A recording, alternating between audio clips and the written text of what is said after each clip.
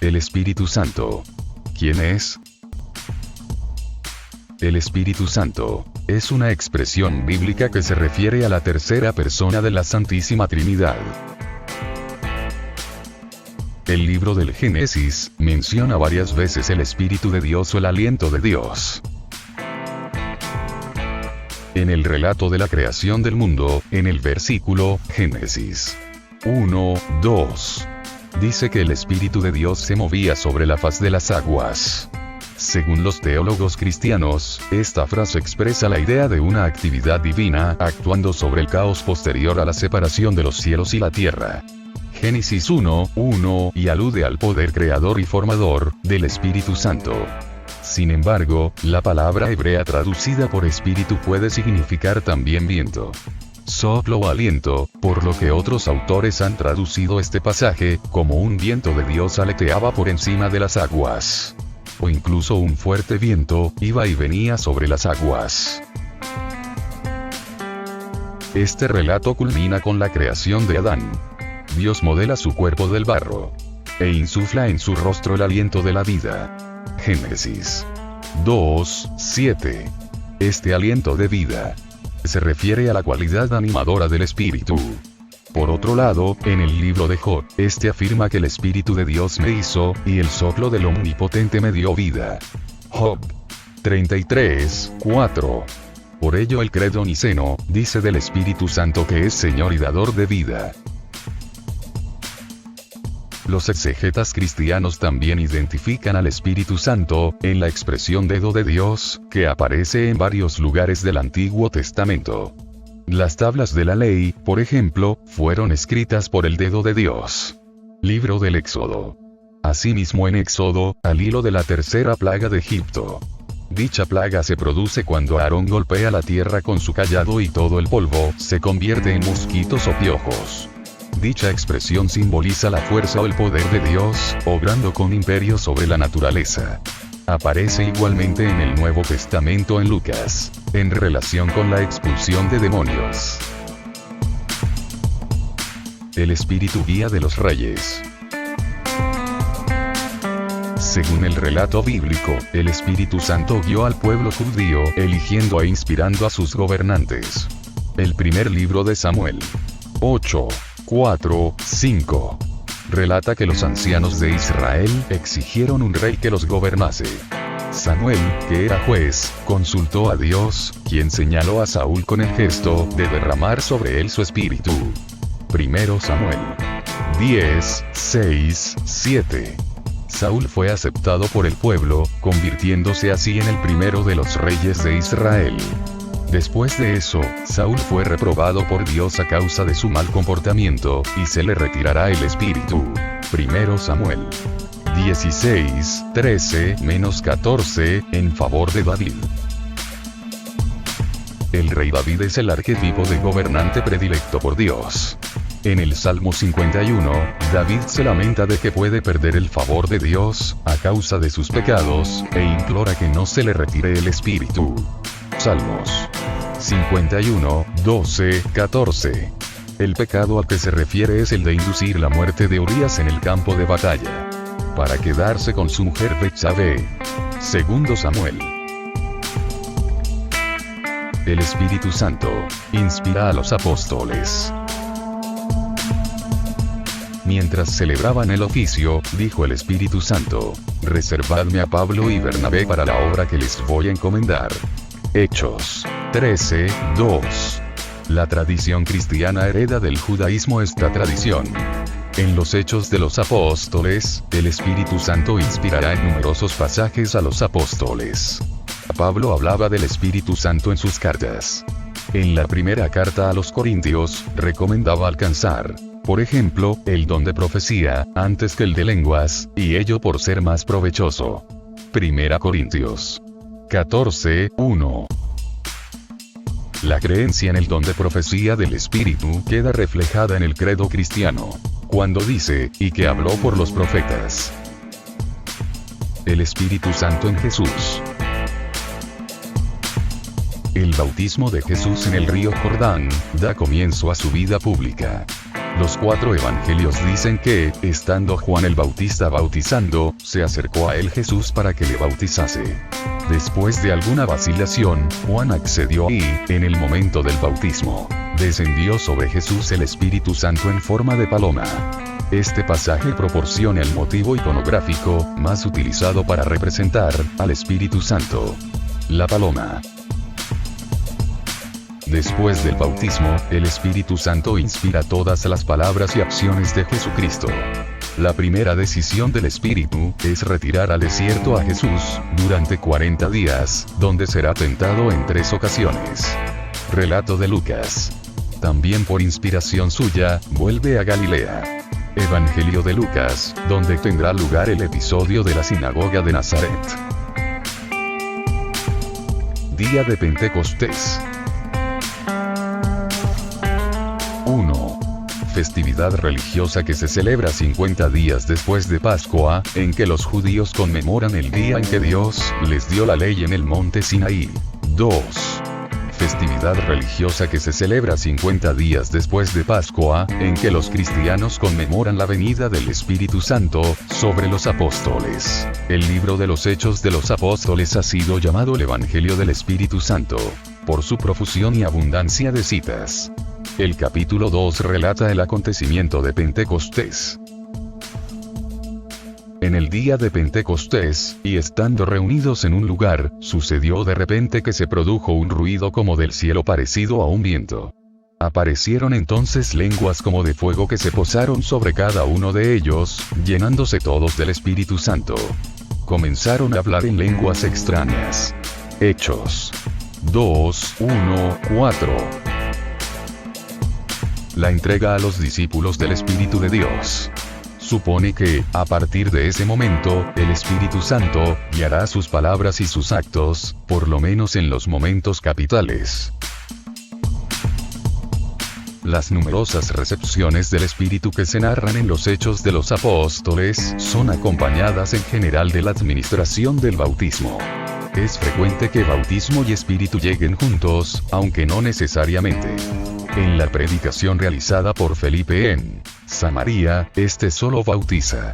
Han de venir después Pedro y Juan, para infundir el Espíritu.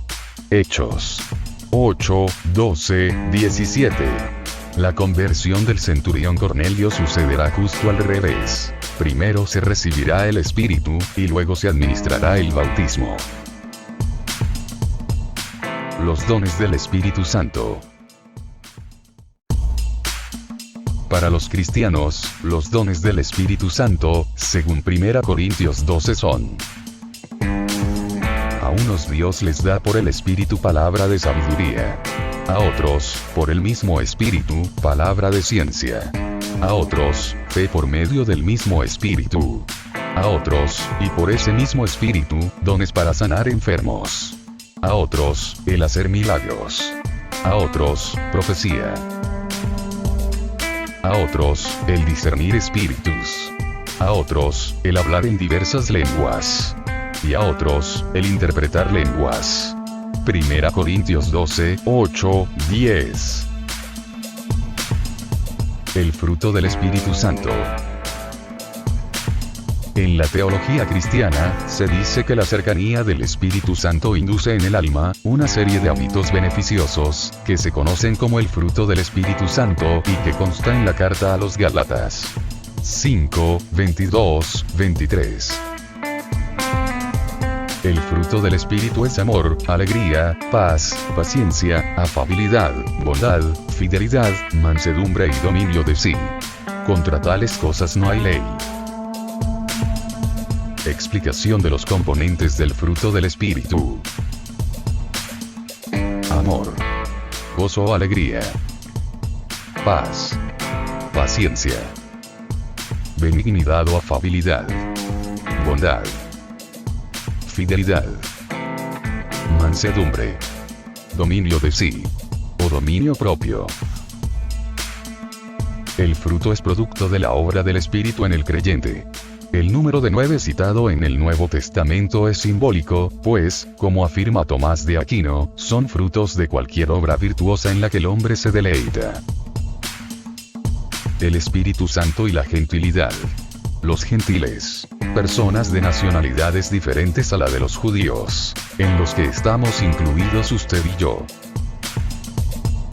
El capítulo 10 de los Hechos de los Apóstoles relata la historia del centurión Cornelio.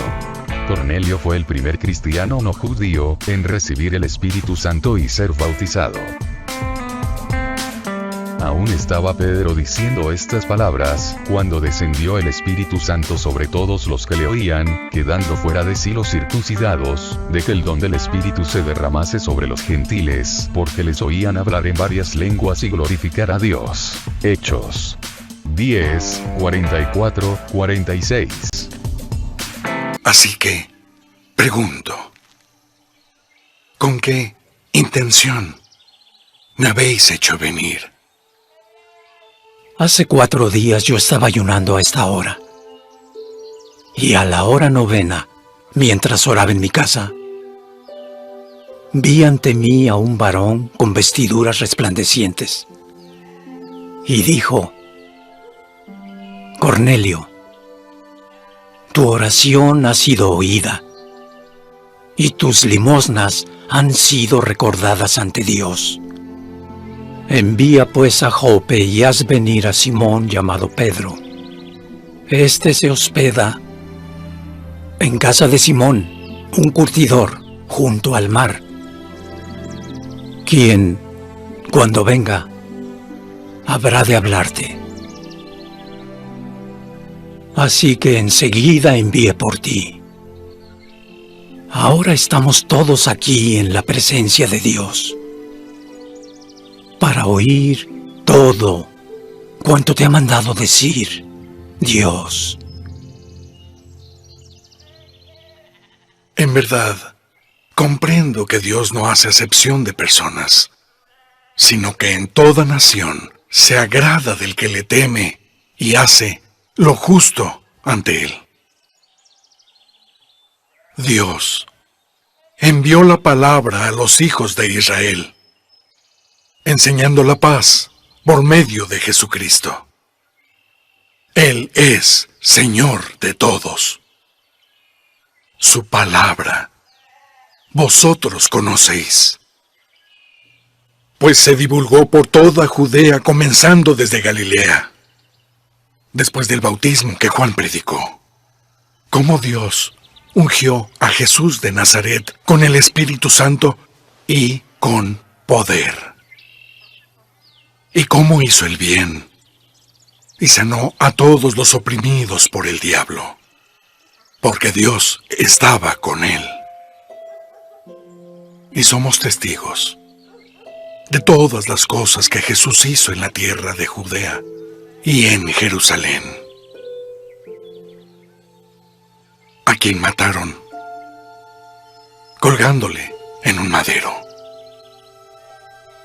A este levantó Dios al tercer día e hizo que se apareciese, no a todo el pueblo, sino a los testigos que Dios había escogido, a nosotros, que comimos y bebimos con Él después de haber resucitado. Y Él nos mandó que predicásemos al pueblo y testificásemos que Él es quien Dios puso por juez de vivos y de muertos. De Él dan testimonio todos los profetas, de que por su nombre todos los que crean en Él recibirán perdón de pecados.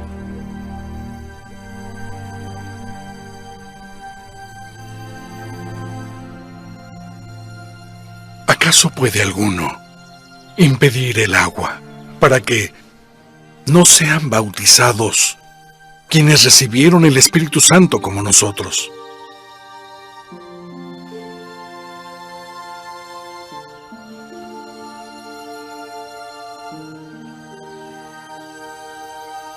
Entonces recordé cuando el Señor dijo: Juan ciertamente bautizó en agua, pero vosotros seréis bautizados con el Espíritu Santo.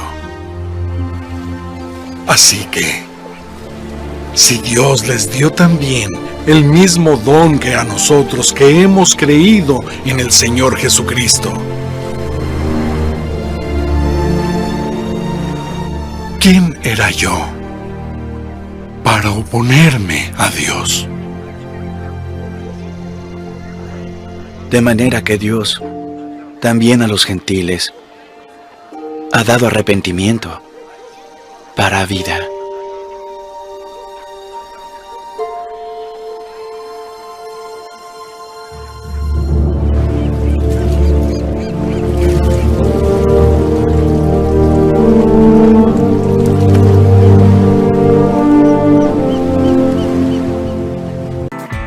Independencia de que este episodio sea histórico, alegórico o cualquier otra cosa, sí es cierto que a partir de cierto punto, el cristianismo rebasó la esfera de influencia de la sinagoga judía y llevó la predicación a los ámbitos paganos.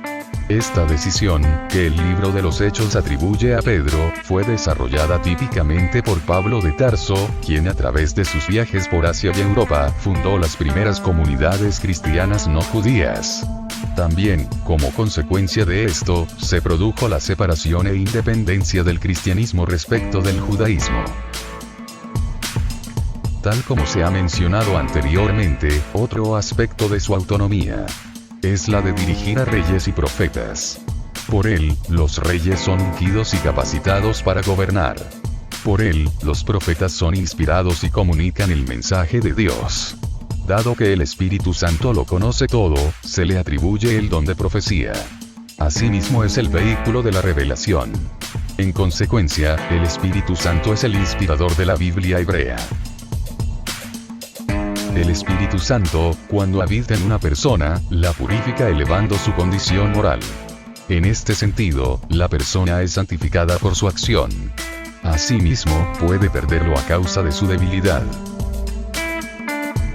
Apreciación de teólogos afines. Son innumerables los conceptos y los puntos de vista, desde los que se mira y se ha mirado desde la existencia del mundo, la presencia o no del Espíritu Santo en la Biblia.